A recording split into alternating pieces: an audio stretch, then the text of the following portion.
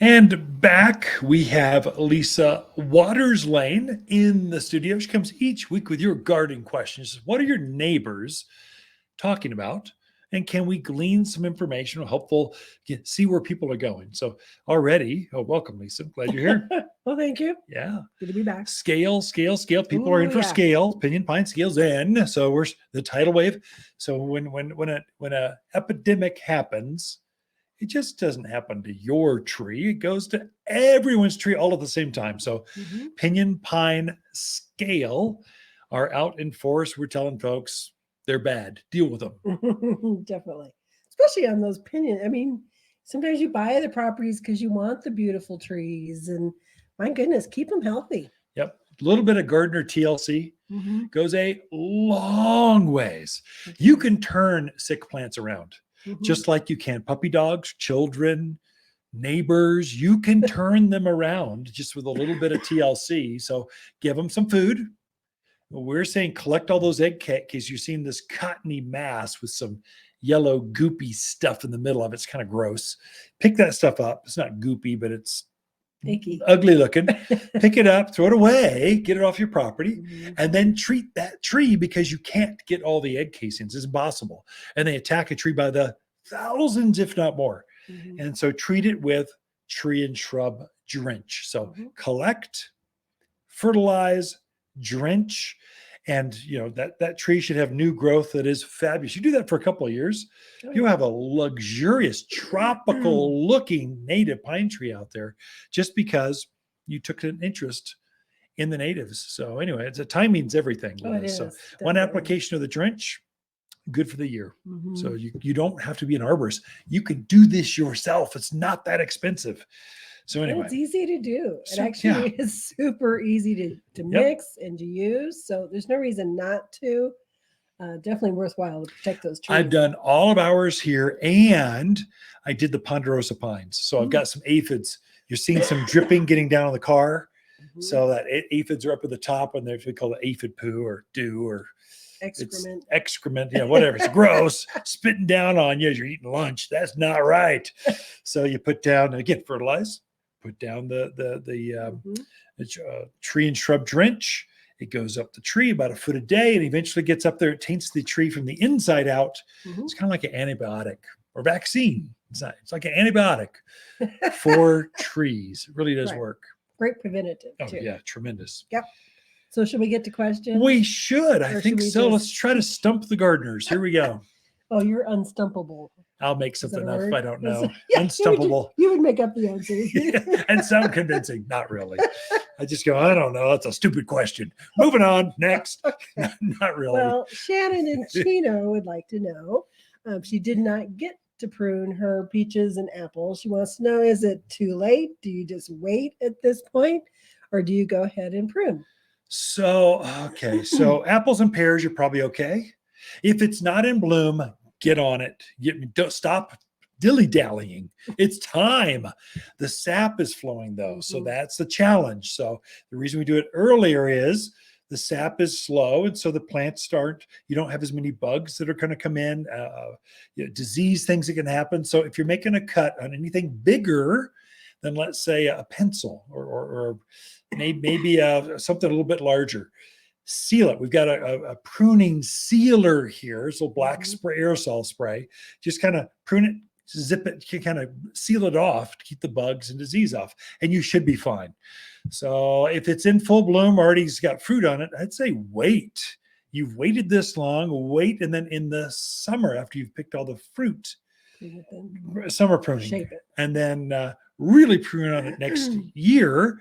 Prune on it heavier next year. But I'm going to say you can prune it. Is it ideal? No. It sounds like you want to do it anyway, so go for it. But get a can of that pruning sealer. It's very inexpensive. It will keep you from having headaches down the road. Yeah. Okay. Next question. No more pruning questions from this point forward. You should have it all done. That's it. Okay. Question after that. No kidding. So Janice in Prescott Valley wants to know, how deep do the raised beds need to be for growing herbs and veggies? Okay. And part two to her question Is it better to use a soaker hose in those beds, or do you use an irrigation like sprinkler head? Oh, gotcha. Good question, Janice. Great questions.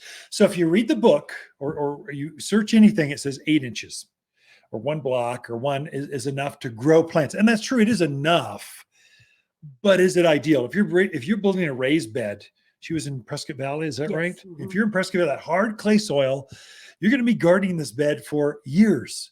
Set it up for years of enjoyment, not just this year's enjoyment. Mhm. So I find that 8 is not quite big enough, deep enough for your deeper root crops. Carrots, tomatoes, potatoes, they all need more. Asparagus, rhubarb need more. So I would say go 16, just double down. So get it a little bit deeper. That is plenty of soil to be able to grow in. Now, what to grow in, that's the biggest challenge. So you go off to your rock yard and they've all got a garden mix, which is terrible stuff. They're digging out stock tanks.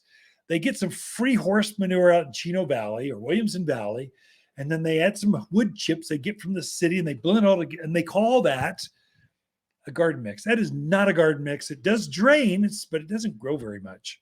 So I'd say fill it up with some of that stuff. Maybe get but the top layer where you're growing in, you should have a real mix. And I would say use Waters potting soil if you're growing, if you're buying plants from us.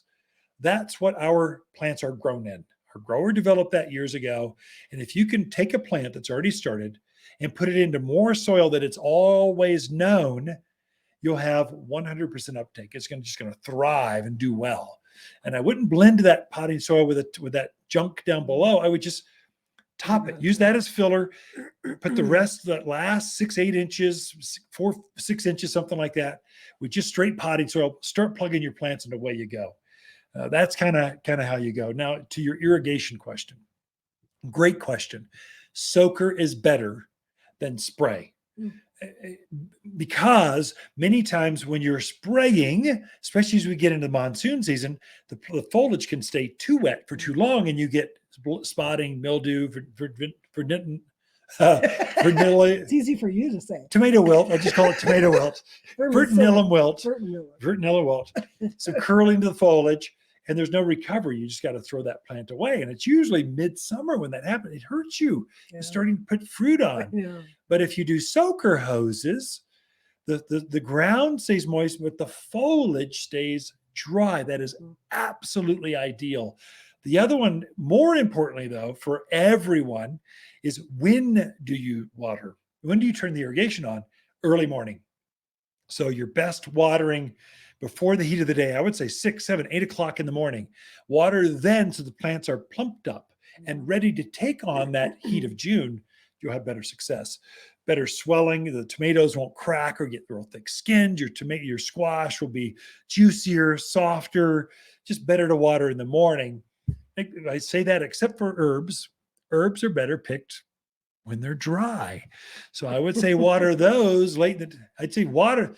No, I guess water them all at the same time because they're intermixed. Pick them later. Pick them later when it's hot in the day. There's flavor, scent comes out better. Mm-hmm. So may I have time for one more question? One more question. All right. Tony would like to know. Tony. Can he put in an Arizona cypress or Deodorous cedar in a spot where he took out diseased Lelandii cypress? So Tony, yeah, you can. So Leland cypress has this canker that's taking out the cypress. Big green, it's like kind of 20-foot tall by 12-foot wide, thick hedgerow. Mm-hmm. And it looks like we're going to lose every single one of them in the county. It's terrible. It's just terrible. We haven't sold that tree in over 10 years. Yeah. So we have seen some migration over to Arizona cypress, mainly when they're really stressed out, but I've only seen one case. It's very rare. Never seen it on Deodorous cedar. So Deodorous cedar, I would say if you're going to plant in the same spot, go with Deodorous cedar instead of air. I'm kind of comfortable going both, but Tony specifically asked, what's the better of the two? The better of the two in that particular case is Deodorous cedar. Yeah. I think you could plant Arizona cypress anywhere else in the yard you wanted, would not migrate over at all. Mm-hmm. But in the same hole, it can come back from the soil.